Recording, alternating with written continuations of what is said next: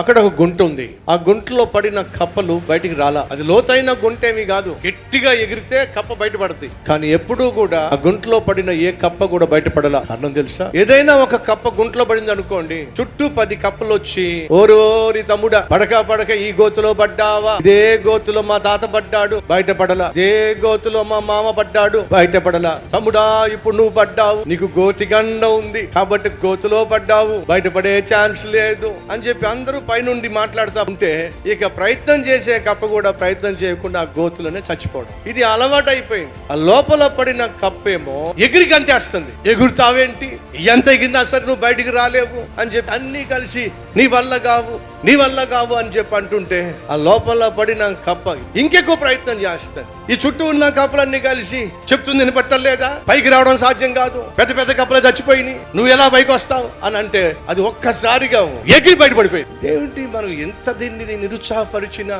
ఇంత మనం దీన్ని బయటికి రాకుండా చేసినా ఇది ఎలా బయటకు వచ్చింది అని చెప్పి వాళ్ళకి అర్థం కాల. తెరా చూస్తే అది చెవిటి కప్ప. చెవిటి కప్పకి వాళ్ళనే మాటలేం వినపట్టల్లా, కానీ ఏం చూస్తుంది తెలుసా? ఇది చూస్తుంది. అంటే అది అనుకుంది బయటికి రా నువ్వు రాగలవు అని నన్ను పిలుస్తున్నాయి. అవన్నీ కలిపి అంత పిలుస్తా ఉంటే నేను బయటికి రాకుండా ఎలా ఉంటానని చెప్పి అంతేనండి ఎగరడం ప్రయత్నం చేసింది, గెంతడం ప్రయత్నం చేసింది, ఆఖరికి బయటపడిపోయింది. నిరుత్సాహపరిచే దుష్టులు దుర్మార్గులు ఉంటారు. వాళ్ళ నిరుత్సాహ మాటలు నీ చెవిని పడకుండా ఉంటేనే మంచిది. వాళ్ళ దృష్టిలో నువ్వు చెవిటి వాడిగా ఉంటేనే మంచిది.